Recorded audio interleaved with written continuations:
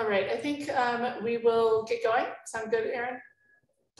All right, so my name is Heidi Swank, and I am the president of the Revitalize MN Coalition. I want to thank everyone for coming here tonight. Please do remember to mute yourself unless you are speaking. I'm just going to give a little bit of a background on the Revitalize MN Coalition. So this coalition coalesced around the historic tax credit last session. And it's a group of nonprofit folks, as well as architectural historians, lobbyists, and lots of different groups, architects and developers, and people who were concerned about this impending sunset of the Minnesota State Historic Tax Credit. So we've been working together for the past two sessions. And as I'm sure you all are aware, we got our 1 year last year, which was lucky given the pandemic. And now we're looking at 8 years for this year's extension. So I want to thank everyone who has supported us. And there's been a lot of folks. Be sure to check out all of the sponsors on the RevitalizeMN.org website. Lots of people have put a lot of time and money and lots of energy into getting this tax credit extended. And we are extremely grateful for that. So with that, I'm going to hand things off to Erin and Tom, who are going to give you a bit of a legislative update. Yes, so I am Erin Hannafenberg. I am the policy director and deputy director at Rethos. I only see Heidi's screen, so I don't know if the spotlighting is working right. But no, there's no spotlighting. I think that's just what you see right now. It's okay. gallery. I think it's everyone. Right. Sorry, little Zoom jitters here while we're trying to figure this out. But yeah, so here's where the status stands right now with the historic tax credit at the legislature, and I will allow Tom Hansen to fill in the gaps around what I may miss. Plus, he knows the inside scoop much more thoroughly than I do. But the House of Representatives has included an 8-year extension for the historic tax credit in their omnibus tax bill. That I believe is going to be going to the Ways and Means Committee tomorrow, and then should be presented on the House floor for a vote sometime, I believe, later this week. We are still waiting on the Senate version of the taxes bill that hopefully will include the historic tax credit extension. The Senate has already passed one taxes bill that was largely for tax cuts. And there was a much promised but yet to be delivered second tax bill that would have much more content included in that. And so we are hopeful that the historic tax credit that has been introduced in the Senate will be included in that second tax bill, and that it will also include the 8-year extension, and that will also include a provision to allow for a second transfer of the historic tax credit, which will allow for more investment opportunities and more kinds of projects getting done, and especially in smaller projects throughout greater Minnesota. So that is what we are anticipating or keeping our fingers crossed to see in the Senate. And then if that gets passed by committee and passed on the House or on the Senate floor rather, then it will go to conference committee because there are bound to be differences between the two taxes bills that will need to be reconciled. Tom, do you have something that you can augment the policy internal workings with? Thanks, Erin. I think you have it pretty well covered. You can hear me okay, by the way? Yep. Okay. As Erin said, the Senate introduced a tax bill before Easter, and the tax bill they introduced contained two big items. One was the eliminating Social Security tax, or eliminating income tax for Social Security recipients, and then they cut the lowest rate on the income tax. In doing so, they said that the week after Easter, which would have been last week, end of last week, that they would introduce a second bill that had more tax items. So then this week we found out that they are now delaying the tax bill, the second tax bill, till early next week. And it does look like they're on that trajectory. They're doing the property tax bill in the property tax division on Wednesday and Thursday of this week. We have, as Aaron said, we have as good a position as we could ever want in the House. And it's a much better position than last year, because the House bill is about 1.5, 1.6 billion, but it is all real money. It's not based on tax increases that the Democrats in the House had last year that the Republicans in the Senate will never get. So the House is probably as low as you're going to get, and we're in that bill at 8 years, and the tax credit is available all in the first year, which takes us pre-conformity, pre-2018 conformity. So that's really good. We're now working in the Senate. We have a ton of support from the Senate Majority Leader, Jeremy Miller, to the Senate Finance Chair, Julie Rosen. We have our author, David Senjum. We have others. We have everybody in the world. The person that is probably the least fan of what we're trying to do is the tax chair, Carla Nelson, and that's what we're trying to work on now.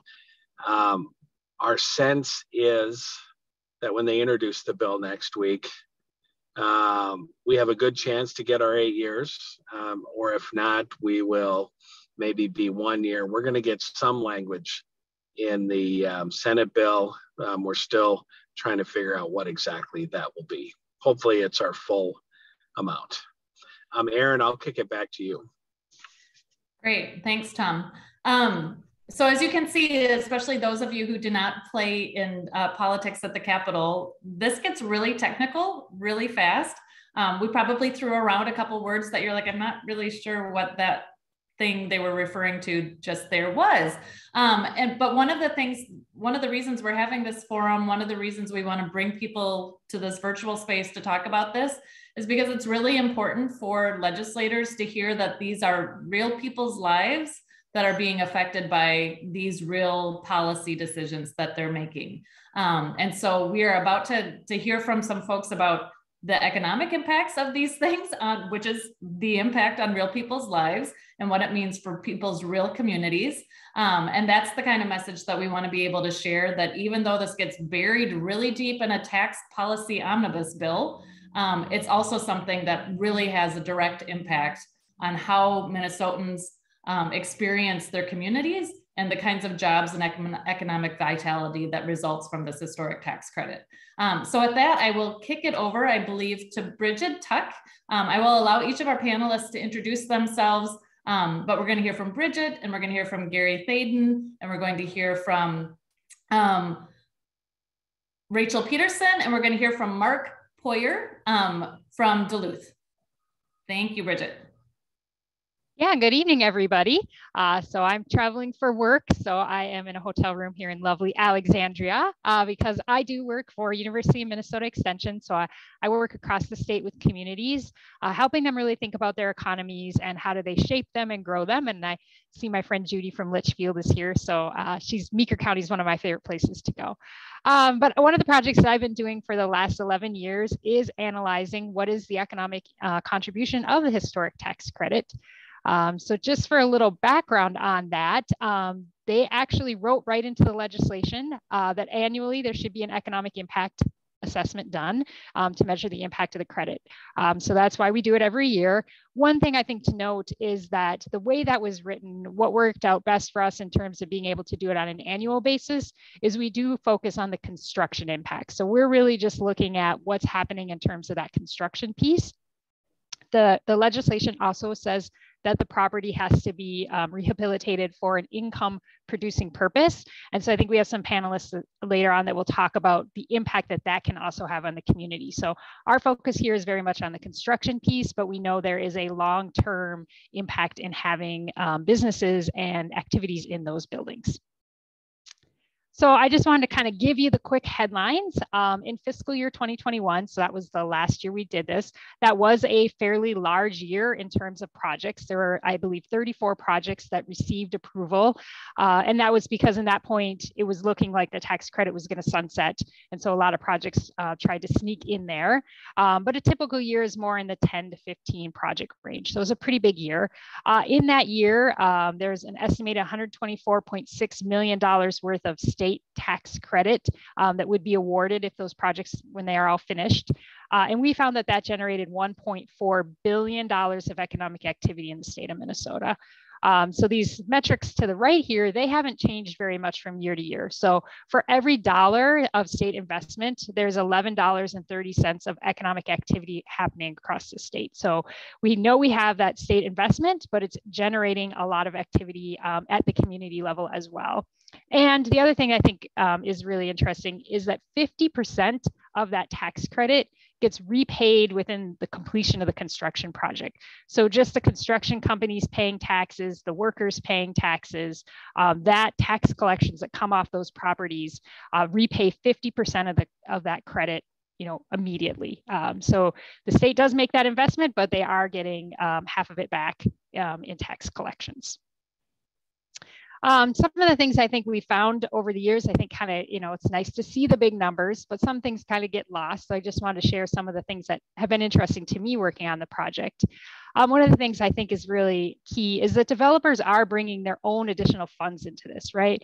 So in 2021, that $124 million of tax credit, developers were planning to spend $890 million total, right? So for every dollar of the tax credit, there's $7.14 of additional income or additional funds being brought. Now, sometimes developers will leverage other public funds, but a lot of times this is private investment, right? They are putting their own money into these projects, and the tax credit is helping leverage that and helping those dollars to get spent here in Minnesota. We also find that the projects are benefiting other businesses. So of that $1.4 billion of economic activity, about $890 million was coming from the direct construction. So we know what's happening, the construction workers, the architects, the engineers, the historic preservationists, but we know that other businesses benefit from this happening. We kind of call those the ripple effects. And we can look at those as both indirect, which are related to our supply chain. So the construction companies are buying things, and that causes those businesses that supply them to have additional funds. So if you look here on this chart, those are the maroon things. So you can see like the trade and like the building material and garden stores. That's some of the places that construction companies are shopping. But then you also have these induced effects, which are the effects of the labor having money. Construction workers get paid, they have income, they pay their mortgages, they take advantage of their health care, that kind of thing. So even though we have this impact right at the construction site itself, there are impacts across our communities. And if you get to the smaller community level, you also start to see some of those impacts on restaurants and main streets as well.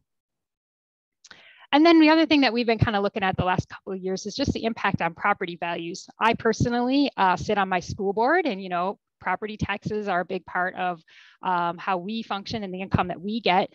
So we like to see in our community that our buildings are occupied and being used. So every year we look at a couple of case studies, and the case studies allow us to go back in time a little bit further and say, okay, this project maybe was done in 2016, and here's kind of the outcome from that. So for the 3 case studies that we did in 2021, they had a 187% increase in their property values compared to a 21% increase across the state of Minnesota. So absolutely bringing properties that maybe even aren't paying any property taxes because of their values are low, or they maybe have been left vacant, and bringing that very important money into community coffers. And then we also this year wanted to look at how does the historic rehabilitation stack up compared to a brownfield? So taking a site that maybe has been where a building has been torn down and rebuilding there. So there's a lot in our report about about this comparison, but I just wanted to point out here that on a per unit cost, the tax credit project actually was cheaper per unit to develop as compared to building a new building. They each got about the same in per unit assistance, but that tax credit project was considerably cheaper on that per unit basis. And then finally, just we've been doing this for 11 years. In that 11-year time period, we have found the historic tax credit has contributed $5 billion in economic activity to the state of Minnesota. It has created about 28,480 jobs and contributed $1.9 billion in labor income. And a lot of times we economists like to use that labor income number because that is money into the pockets of Minnesotans, right? When you think about like, who are we trying to help? How are we helping stimulate our communities? It really is about income for our residents. And so this has had a pretty substantial impact on Minnesota's economy. And then I always like to say at the end of the day, I know I'm an economist, I love economics, but there are a lot of non-economic benefits as well. This is a picture, it's the same project before and after the rehabilitation. And I just like to say, which of these would you want in your community, right? I mean, what would you want to be reflected of you? So I'll stop there, Erin. Our reports are long and there's lots of data and information, but I tried to pull out some of the highlights for you tonight. Wonderful, thank you, Bridget.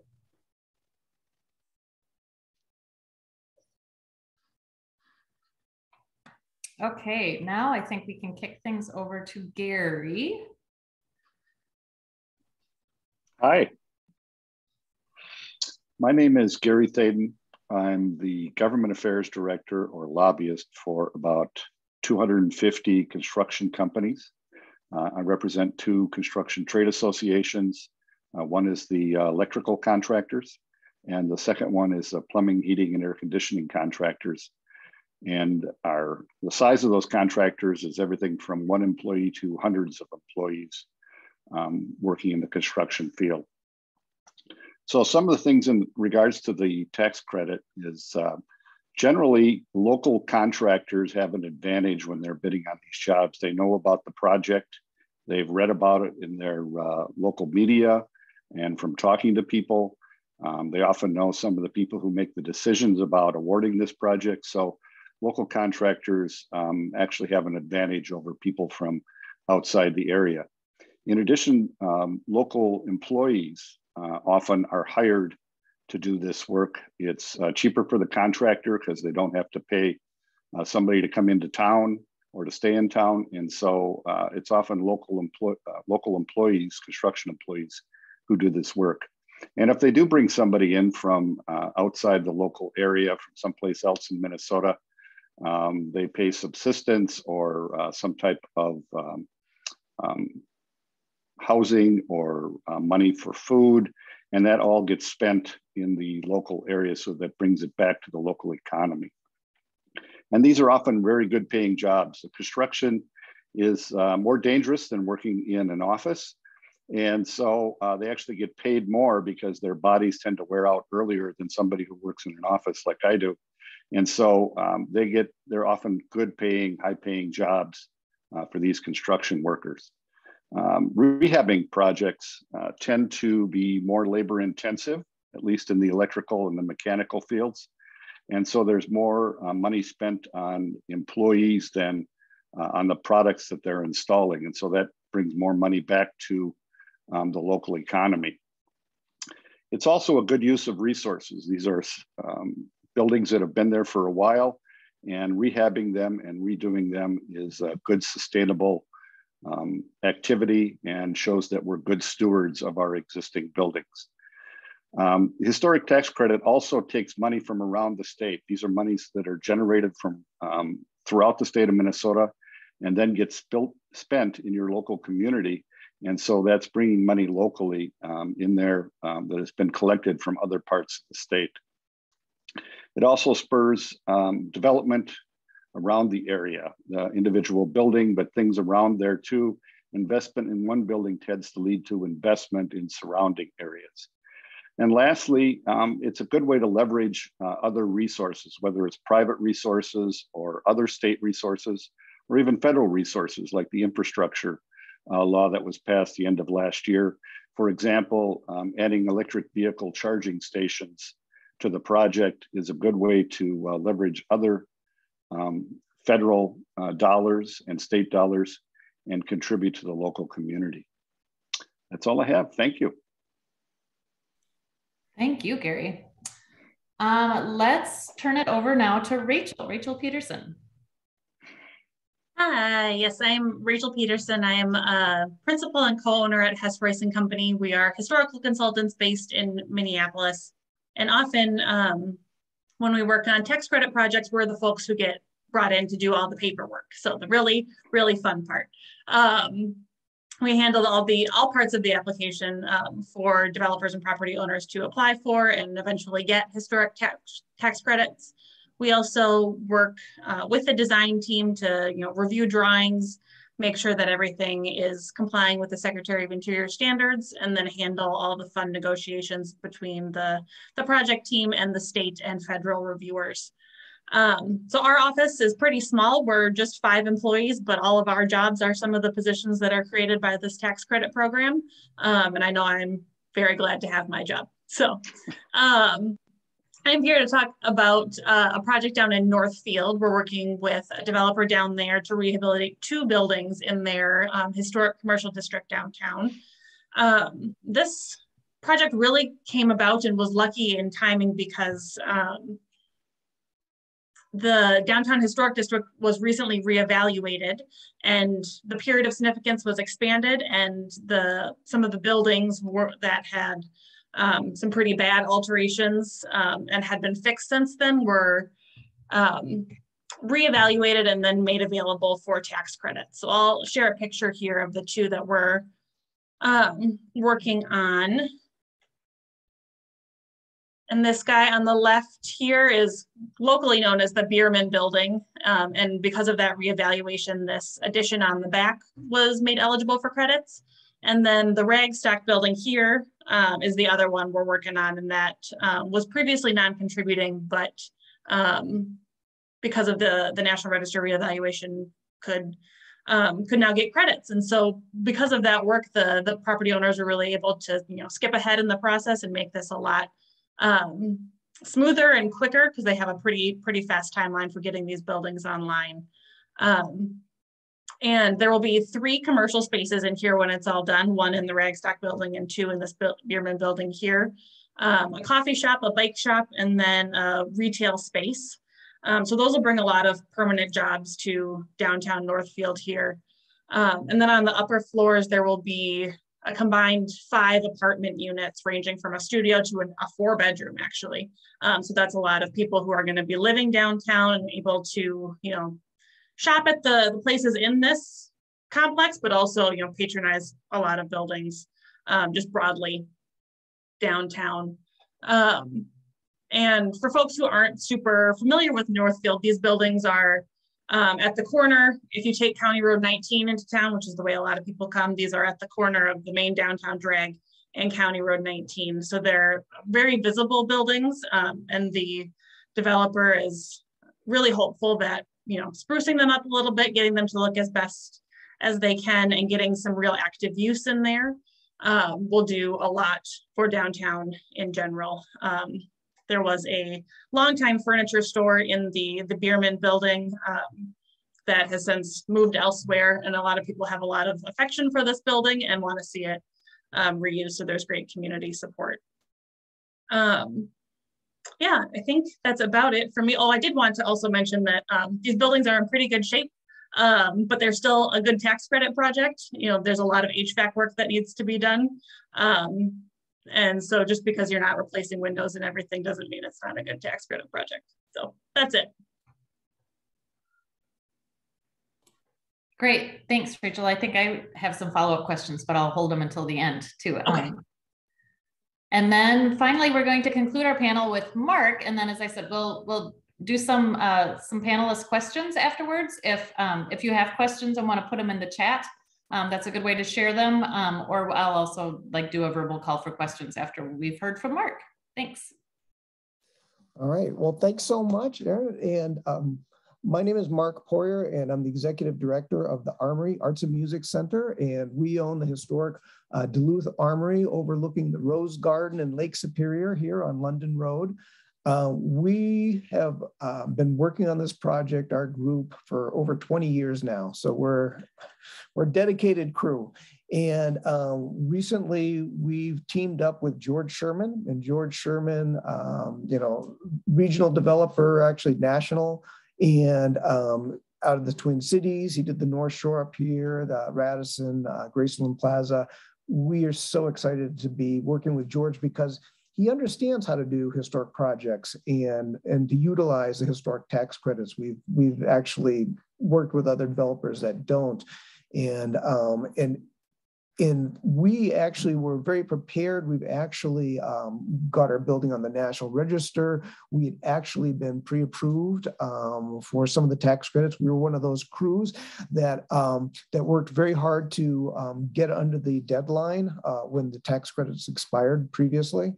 And so when George saw that attracted him to our project a lot. And George sees the opportunity in the Armory project. And so I'll share my screen here real quickly here. So this is an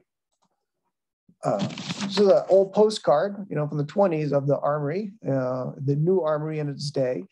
And so the Armory, like armories all across the nation, kind of served a dual purpose. They were the center of the military, and in our case, it was both the Naval and the National Guard, but they're also community centers. And our vision is to bring back the Armory as a mixed-use commercial space with a real community focus, and really, keying in on economic development, arts and education, arts and culture, and the history, telling the history of the building. So it's a significant size building. It's about 100,000 square feet, and if we can make this up. And as you can see from this aerial photograph, we have a great location with views of Lake Superior, uninterrupted views of Lake Superior near the Rose Garden, which is a destination in and of itself. And so we see this project really becoming an anchor to our downtown and transforming, the neighborhood that it's in. And it's an economically, a lower income neighborhood, which makes us eligible for the new market tax credits, which we'll be pursuing also in conjunction with historic tax credits. We are looking at creating a lot of focus around food, and we're looking at creating a commercial kitchen in the project, which, with the cost of brick and mortar restaurants and all the devastation to, the restaurant industry due to the pandemic, we think that this is an opportunity for people to get in at the ground level of the food industry at a good cost point. And we're also looking at creating a food hall within our big drill hall, and that. Again, is the way we're looking at it. George is doing some, they're very popular across the nation right now, is building out the infrastructure so that new entrepreneurs can walk in there with just their knives and buying some food and get a start at a relatively good price point. So we're really seeing this as a destination economic development. A lot of arts in here. We have a lot of space dedicated for art studios. We see art as an economic engine, and we currently house a lot of artists in our neighboring building next door. And we need affordable places for our artists to work out of so that they can develop, their trades. And as we look at other things that are in the Armory, we're restoring the stage. The stage is where so many of the greats of America, the Armory was built in 1915. It was active to about 1966 when they built our entertainment and convention center. And we had greats, Louis Armstrong and Patsy Cline and, Johnny Cash and Buddy Holly. And so Buddy Holly played here and inspired Bob Dylan, if people don't know that story. And this is where Bob Dylan, says that it all began from that spark from Buddy Holly was passed to Bob Dylan. And this is where Bob decided he was going to become, what he became, an entertainer and great musician. So there's also that historic element where we want to honor all of the military folks, but also the entertainers here. We're actually looking at creating a small museum exhibit space for the entertainers that have been here, the local ones, the national ones, with a special dedicated space for Bob Dylan in that. And Bob Dylan, there are people all around the world that come to Duluth just to hear about, you know, what are the connections to Dylan. So there's a tourism component to this in our economic development. So this is a multifaceted project, a lot of economics to this, and it really, you know, really couldn't happen without the historic tax credits.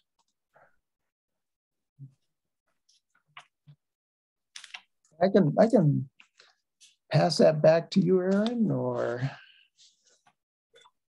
Yeah, great. So sorry, I'm looking at the chat to see if there's any questions in the chat. You guys did such a thorough job anticipating questions maybe and providing great information that we might not have any specific questions, but as I said, I have a couple follow-ups for Rachel, if I could ask Rachel. Oh, and Lois Josephson raised her hand too. So I'll get to you just in a second, Lois. I have a question for Rachel, which was those units that are being created in downtown Northfield, was that space up above those storefronts vacant before, Rachel? And are these new units, or are they somehow just reconfigured units that were there already? No, they are new units. The top of the Ragstock building and the front half of the Bierman building were kind of used as display space for leftover furniture. I think it was kind of their sale area. And there was one apartment unit in the back half of the Bierman building, but that hadn't been occupiable for a long time. So these will all be newly online market apartment units. Excellent. Yeah, that's great to hear. Well, and especially kind of thinking of that whole extrapolation of like, if these are people who are living downtown, they're doing more of their daily commerce downtown, right? So like they're going to be new people who are those eyes on the street that create that sense of vibrancy in downtown. One of the statistics that we had heard years ago and a little bit pre-pandemic, we'd love to see this actually manifests itself in Minnesota, is that in any community of any size, 5 to 10% of that community's population would live downtown if there are housing units available downtown. And so you think of like a community of the size of Northfield, which at least when I went to school, there was about 14,000 people. You know, that's what, 1,400 people who could conceivably want to live downtown. There's not that many units available in downtown Northfield, but you can imagine how eager people are to flood those units once they're made available. So that's. Yeah, and the developer of this project is, at least the demand they're seeing is for young adults to be in that kind of environment. And downtown Northfield, you know, has done a really good job of keeping their local small businesses that are in their downtown shops as active as they could through this pandemic. I think there's a brewery now downtown, but they really need the people there. And so this is a good way to do that. Right. The other thing that you mentioned was that this is not a huge project, right? That there's not a ton of work that needs to be done, but it's still enough to qualify for the historic tax credit. Yep. So could you tell us a little bit more about how that's figured out, you know, whether how something qualifies for the credit and like kind of what threshold needs to be met in terms of the kind of work that needs to be done?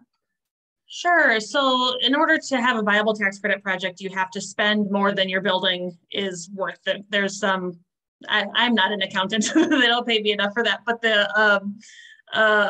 you need to exceed your adjusted basis for the building. And these developers did, you know, they purchased the building for this project. And so they didn't have, much depreciation at all to account for that. But the building needs a fair amount of mechanical upgrades. There aren't, ductworks, the heating system is old, especially if you're looking at having people live on the second floor.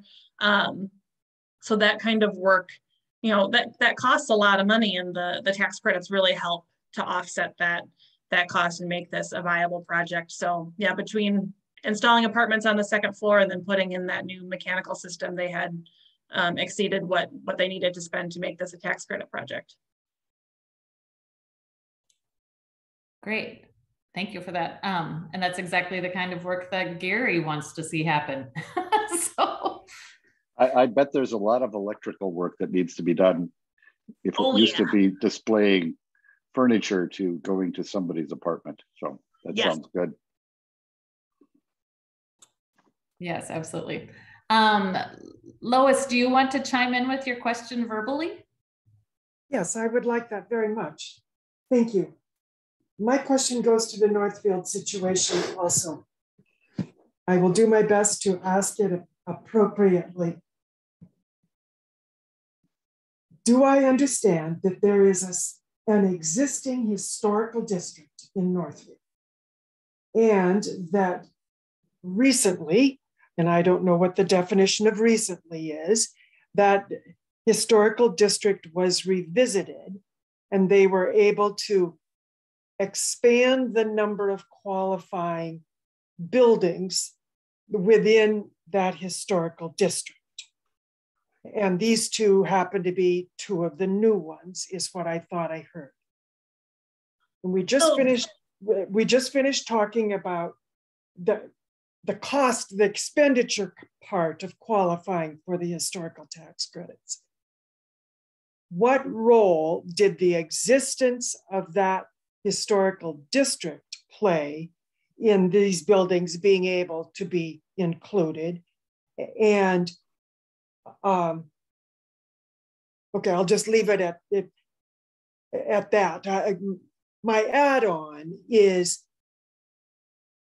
just how stringent, how hard is it for buildings that are obviously old and obviously anchor to qualify as sufficiently contributing to be in a district, and is the district critical in the first place? Yeah, that's a great question. It's so to be a qualifying tax credit project, by the end of your project, the building needs to be on the National Register of Historic Places. And that can either happen as an individual listing, so one building gets nominated to the National Register on its own, or it can be as a historic district, which is what the situation is in Northfield. And if you have a historic district, there are two types of categories. A building can either be a contributing resource, or it can be a non-contributing resource. So in order to qualify for tax credits, you have to be a contributing building in a historic district, meaning that your building has, pretty good historic integrity. It represents what the district is significant for. So in the case of Northfield, I believe the district was re-evaluated in 2020. And then the updated National Register nomination was approved just last year. And so with that reassessment, it took into account changes that had been made to buildings over time. Like with the example of the Ragstock building, there had been a whole bunch of non-historic material on the front facade. And so when the district was first listed, it was considered non-contributing and therefore not eligible for tax credits. But after that work was undone and the building's integrity was improved with this reevaluation, it was a contributing resource and therefore eligible for tax credits. So having a building or a district already listed on the National Register is a real benefit to developers, in my opinion. It allows you to skip ahead a step, and so you don't have to go through that National Register process. You can go right to reviewing your scope of work. And so for projects that have really tight timelines, or for developers who are looking to turn things around very quickly, that can be really attractive and valuable. And there are a lot of communities in our state that have downtown districts that are listed on the National Register. I just listed the Excelsior downtown last year. I know Hopkins just got listed. And so having that framework or that infrastructure, historical infrastructure in place, makes downtown projects like these a lot more attractive to developers and a lot easier to really jump in with both feet. Thank you very much, Rachel. You're welcome.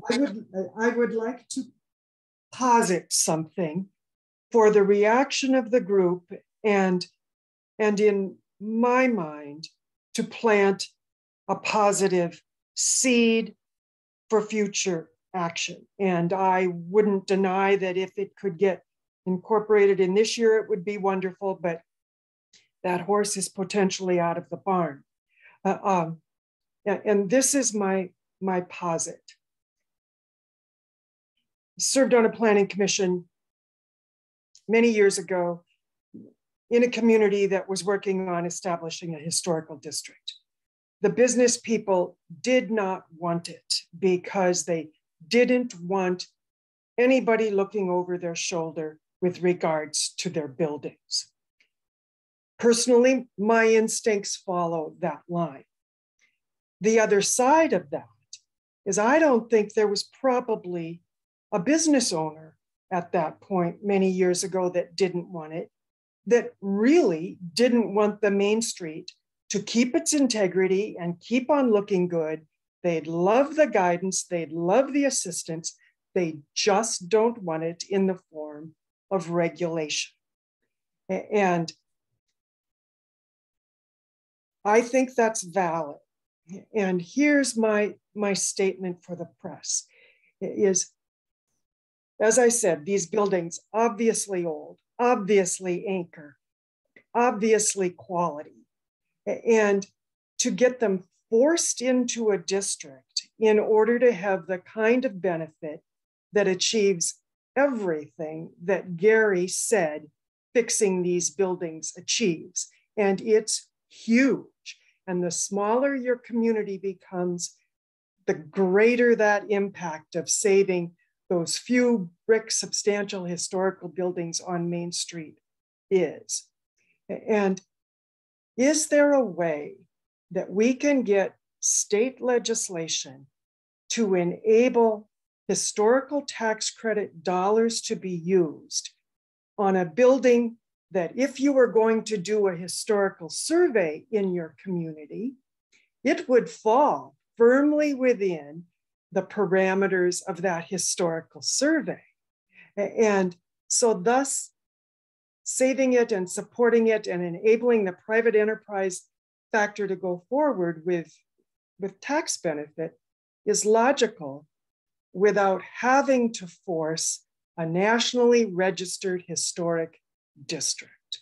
And that's the piece I'd like to put on the table. I think there would be tremendous benefit economically all across the state from a historic and an economic and employment and tax benefit circumstance and community vitality circumstance to change that initial hurdle of national registration. Yeah, thank you for that question, Lois, and also for the kind of broader issues that you bring up with that. And I'm going to use this opportunity to debunk one of the biggest myths about National Register listing that I've been working my entire career to try to counter, but it's one that is very sticky. And that is that the National Register designation does not carry with it any restrictions for the property owner. And it seems counterintuitive, right? Because it's a national designation. Surely that must be where the rules come down and the big hand of the law is going to tell you what you can and can't do. But as it turns out, National Register designation is purely honorary until the point when you want to do something to it using the federal and state historic tax credits or other incentives that are available. There's also, in Minnesota law, there is a very, I was gonna say obscure provision, but it's the kind of things that sometimes comes up to bite communities and sometimes doesn't. And it is that under Minnesota environmental rights laws, if a building is listed in the National Register and it is proposed for demolition in whole or in part, the city or the responsible governmental entity is supposed to conduct an environmental assessment worksheet to evaluate that. I'm not going to get too into the weeds of that because a lot of people will say, but, and I'm just saying, yes, I acknowledge that, but is there.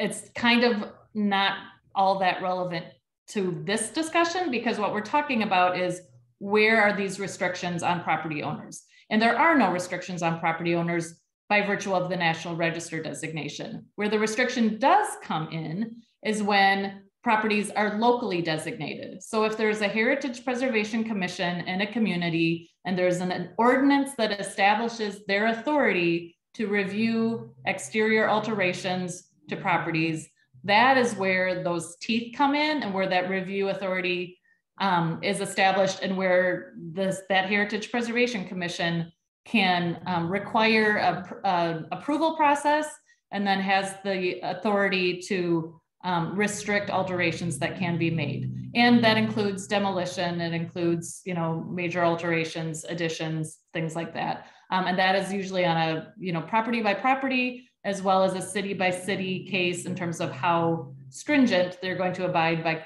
the criteria and what is stipulated in their ordinance.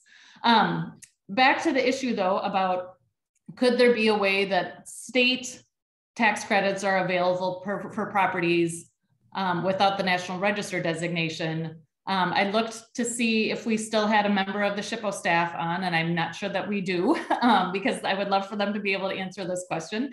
But I will just say that our statute that established our historic tax credit in 2010 is tied specifically to the National Register or to the federal program.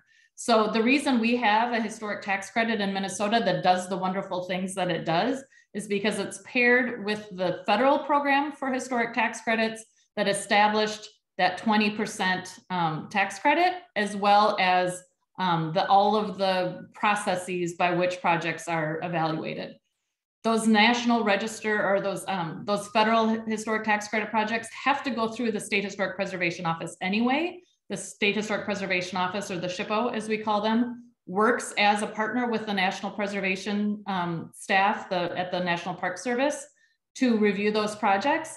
And so when our state credit was established, the easiest way to make sure that those projects were going to make it their way through that process was to have them still go to the state, the SHPO, and then to go on to the National Park Service.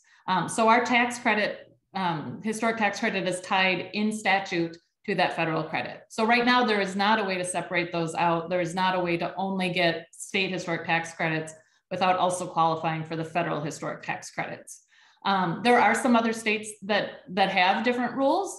That is something that we've looked at and thought about over the years.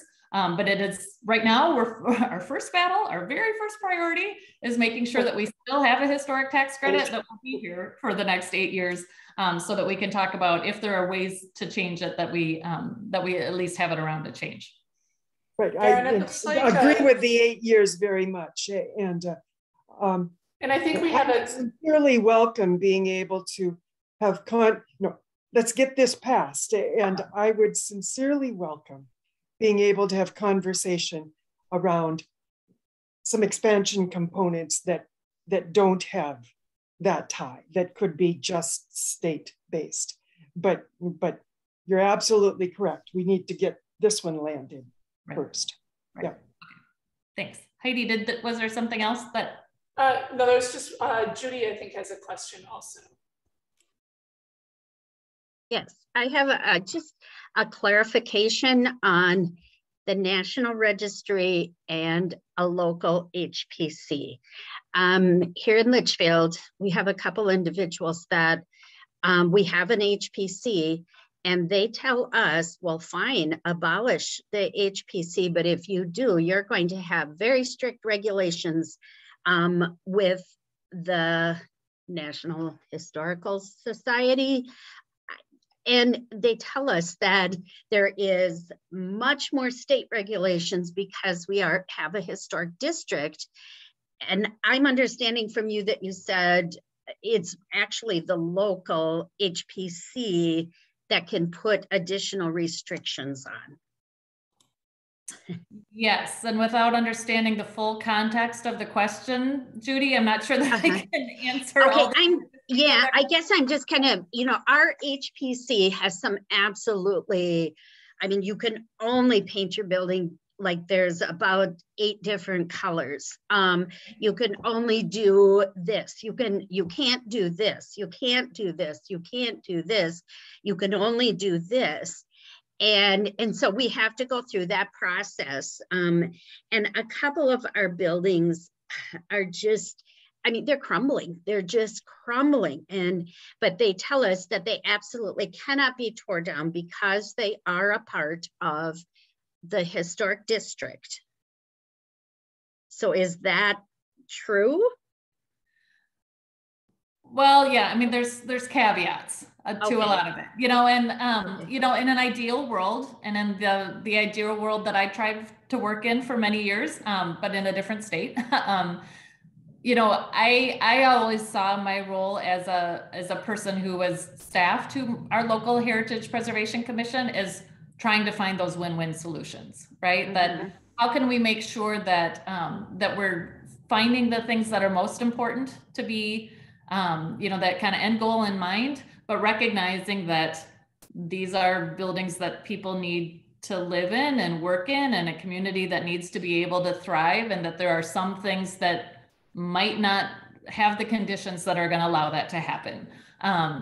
So as I said, like we can get into this a little more offline, and I would welcome you to contact me or any of the rest of us on the panel, and we can talk a little bit more about the details there. But yeah, you know, I think it's definitely one of those things where, like, what is the overall intention of this thriving historic district that we want, and how can we make sure that that is best able to be supported? And I think, you know, the historic tax credit, one of the things that is so valuable and so positive about it is, like, this is the best way to attract money and financial resources to a community. And some of those things are private, as Bridget said. Like, there is a fair amount of private capital and private investment that's going to happen, but it's also a way to leverage that state investment and the federal investment. You know, as I said, this is paired with the 20% federal tax credit. We're not going to have those dollars come to Minnesota and help out these kinds of projects if we don't have a state historic tax credit to make it happen.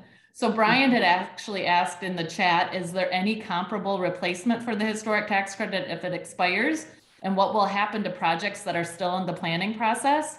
The second part of that question, I think I might kick over to Rachel, but in terms of a comparable tool, there really isn't. I mean, it was a much happier day when I could tell people when I was trying to advocate for the preservation of a historic building, that there's funding assistance available through these historic tax credits. There's a way to help make this finally cash flow in a way that will get the building rehabilitated and also not make you just bleed money to do it.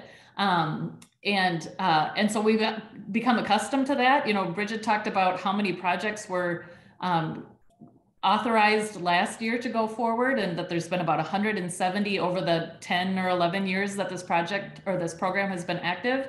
I can tell you from my experience, there were about 2 or 3 projects a year before that when it was just the federal historic tax credit as the only tool. And so we have seen a significant ramping up of the kinds of projects that are available and things that can happen with that historic tax credit at the state level as well. Rachel, do you feel like you could answer the second part of that question? Like, what will happen to projects that are still in the planning process if this historic tax credit goes away? Yeah, that's a good question. My business partner and I talk about that all the time.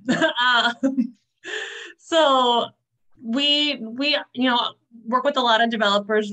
We have projects in the planning phase right now that are in this very boat. I think there's one of them that will probably go even if there's no tax credit project, and that's because the developer has deep enough pockets to be able to cover that gap and get that funding from other sources. We've got 2 projects in the planning phase that are very community-driven school rehabilitations in very small communities with aging populations. They're hoping to turn them into senior housing, so it would be a great benefit to the community. But those are projects where the financing is heavily dependent on community fundraising, tax credits of various types, grants, other types of assistance. And so without that 20% state credit, those projects will likely not go forward. And I think more projects are unfortunately on that side of the line than on the other side. Yeah, and just judging from the experience when the tax credit was brand new, one of the things that the 20% tax credit allowed to happen is, you know, like maybe those essential, you know, upgrades might happen to a building, you know, like the new roof might be put on, the, you know, the elevator might be replaced, there might be some plumbing improvements, HVAC and electrical kind of stuff.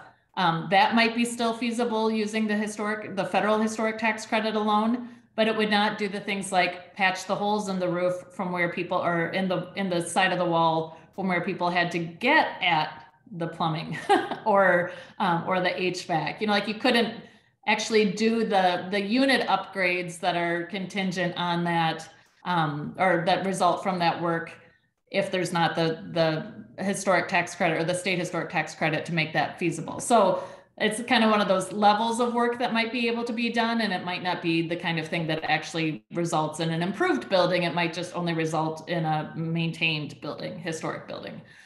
So it's really important that we have these things to pair together. We're about at our hour for the time that we said that we would wrap up here at 6:30. And so I just want to highlight a few things that are included in the chat. One is the Revitalize MN website. That is a great resource to see how you can take action and help us get the word to our senators in particular that this is something that needs to be included in the Senate taxes bill so that it can be conferenced with the House bill and hopefully extended for 8 years. That is what we are aiming for with the historic tax credit. So again, visit revitalizemn.org for some information about that. There's also a great website that Bridget had linked in the chat to the extension service that has their report, including a lot of analysis about the impacts of the property taxes on local communities, as well as some case studies that really help to kind of bring this a more thorough picture to the impacts of this work as well. Also, if you need any additional historic tax credit advocacy information and aren't sure who to talk to about it, Kelly, our administrative manager for Revitalize MN, can put you in touch with any of us who are here to be resources to you. That's ultimately why we're doing this. So thank you so much to our panelists. We really appreciate all 4 of you being able to join us from all across the state. As Bridget said, she's in Alexandria, Mark is up in Duluth. We know that there are communities across the state that have opportunities. You know, we're looking ahead at the next 10 years, essentially. Like, what do you want your communities to look like and feel like, and how do you want them to thrive over the next decade? And the historic tax credit can, and I think should be a part of that conversation. So we encourage you to advocate for its extension. Again, get back to us if there's any questions that you want. Judy, I will follow up with you so that we can talk some more about downtown Litchfield and how to make sure that that is thriving and growing. And again, we thank you so much for your participation, panelists, as well as attendees this evening. Have a great night. Enjoy what's remaining of our sunshine for the next couple hours. Thank you. Thank you.